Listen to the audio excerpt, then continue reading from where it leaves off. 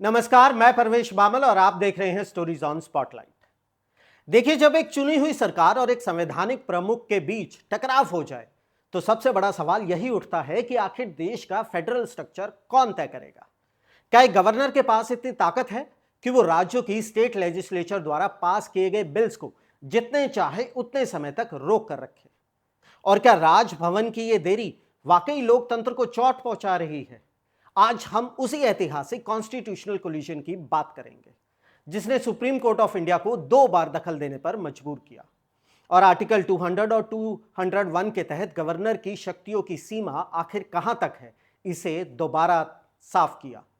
जब state legislature कोई bill pass करती है तो उसे गवर्नर के पास भेजा जाता है। आर्टिकल 200 के हिसाब से गवर्नर के पास 3 साफ साफ विकल्प होते हैं। पहला, बिल को मंजूरी दे, दूसरा, मंजूरी रोक ले, और तीसरा, बिल को प्रेसिडेंट के पास भेज दे, यानी रिजर्व फॉर कंसिडरेशन। अब दिक्कत यह हुई कि कई राज्यों में गवर्नर्स ने महीनों और कहीं कहीं सालों तक बिल्स पर कोई फैसला ही नहीं दिया। इसे लोग कहने लगे पॉकेट वीटो। और फिर सवाल उठा, क्या संविधान में जो चुप्पी है वो गवर्नर को अनिश्चित काल तक चुप बैठने की छूट देती है? सुप्रीम कोर्ट ने साफ कहा, नहीं, यह तो फेलियर ऑफ कॉन्स्टिट्यूशनल ड्यूटी है। और यह पूरा विवाद सबसे पहले उठा तमिलनाडु में। 8 अप्रैल 2025 को सुप्रीम कोर्ट ने state of Tamil Nadu versus governor of Tamil Nadu में फैसला सुनाया। तमिलनाडु की सरकार और गवर्नर के बीच 17 महीने से भी ज्यादा समय से बिल्स अटके पड़े थे, खासकर Tamil Nadu universities laws amendment bill.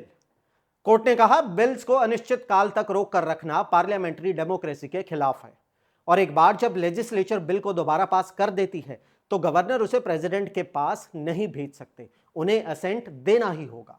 सबसे बड़ा असर यह हुआ कि कोर्ट ने इनडेफिनेट इनएक्शन को सीधा सीधा अनकॉन्स्टिट्यूशनल बोल दिया। कोर्ट ने आर्टिकल 142 का इस्तेमाल करते हुए गवर्नर्स और प्रेसिडेंट के लिए समय सीमा तय की और तमिलनाडु के सारे लंबित बिल्स को डीम टू बी असेंटेड माना, यानी मान लिया कि गवर्नर ने मंजूरी दे दी है। अब सवाल उठने लगा, क्या सुप्रीम कोर्ट किसी संवैधानिक पदाधारी के लिए टाइमलाइन तय कर सकता है? अप्रैल वाले फैसले के कुछ ही समय बाद president of India Droupadi Murmu ji ने आर्टिकल 143 के तहत सुप्रीम कोर्ट से एक प्रेसिडेंशियल रेफरेंस मांग लिया। मतलब जरा साफ साफ बताइए कि गवर्नर और प्रेसिडेंट की शक्तियों की सीमा क्या है। और फिर आया ऐतिहासिक दिन 20 नवंबर 2025। सीजेआई बीआर गवई की अध्यक्षता में 5 जजों की कॉन्स्टिट्यूशन बेंच ने इस रेफरेंस पर बड़ा फैसला सुनाया और तमिलनाडु मामले के कुछ अहम निष्कर्ष पलट दिए। कोर्ट ने 4 बेहद महत्वपूर्ण बातें साफ कर दी। पहली, गवर्नर के पास सिर्फ और सिर्फ 3 विकल्प हैं, कोई चौथा नहीं। आर्टिकल 200 में दिए गए वही 3 विकल्प, यानी असेंट, प्रेसिडेंट को रिजर्व करना या बिल को लेजिस्लेचर को वापस भेजना। कोर्ट ने यूनियन गवर्नमेंट का वो तर्क खारिज कर दिया कि गवर्नर सिर्फ हाथ पर हाथ रखकर बिल रोककर नहीं बैठ सकते। अगर मंजूरी नहीं देनी तो बिल को वापस भेजना जरूरी है। दूसरा, अनिश्चित काल तक चुप बैठे रहना गैर संवैधानिक है। गवर्नर बिल को रोककर महीनों सालों तक बैठे नहीं रह सकते। अगर वे असेंट रोक रहे हैं तो बिल लेजिस्लेचर को वापस भेजना जरूरी है। कोर्ट ने बिल्कुल साफ शब्दों में कहा, it would be against the principle of federalism to permit the governor to withhold a bill without following the dialogic process. मतलब गवर्नर और लेजिस्लेचर के बीच बातचीत जरूरी है। और तीसरा, कोर्ट समय सीमा तय नहीं कर सकता। तमिलनाडु केस में कोर्ट द्वारा तय की गई टाइमलाइंस रद्द। कोर्ट ने कहा, कॉन्स्टिट्यूशन ने आर्टिकल 200 और 201 में जानबूझकर कॉन्स्टिट्यूशनल इलास्टिसिटी रखी है। और चौथा, डीम्ड असेंट की कोई अवधारणा नहीं है। सुप्रीम कोर्ट ने इस विचार को पूरी तरह खारिज कर दिया।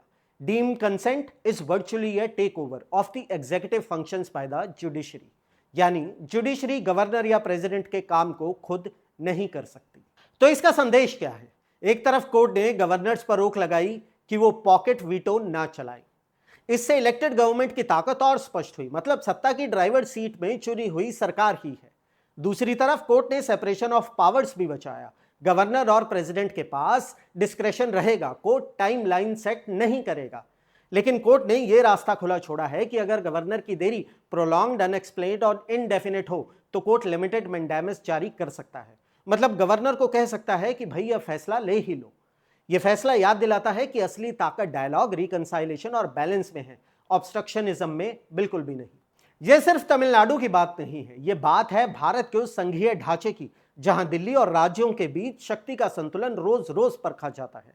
सुप्रीम कोर्ट ने कॉन्स्टिट्यूशनल डेडलॉक तोड़ दिया, लेकिन टाइमलाइन नहीं देकर साफ कर दिया कि कॉन्स्टिट्यूशनल ऑफिसर्स अपने दायित्व खुद समझकर निभाएं। पर सोचने वाली बात कुछ और भी है। जब सुप्रीम कोर्ट टाइमलाइन नहीं तय कर सकता तो गवर्नर के लिए रीजनेबल टाइम क्या होगा? और क्या यह फैसला भविष्य में राजभवन और स्टेट लेजिस्लेचर्स के बीच टकराव कम करेगा या फिर डेलिब्रेट इनएक्शन पर नई कानूनी लड़ाइयां खड़ी कर देगा? सोचेगा और अपने विचार कमेंट सेक्शन में जरूर साझा कीजिएगा। जय हिंद। चुनावी वादों का वड़ा पाव, अर्थव्यवस्था का भरता, गर्मा गर्म मुद्दों का चटपटा विश्लेषण, व्यंग का तड़का with a bit of serious discussion. हर हफ्ते special episodes, stories on spotlight with Parvesh Pamil, only on Rapid Leaks YouTube channel.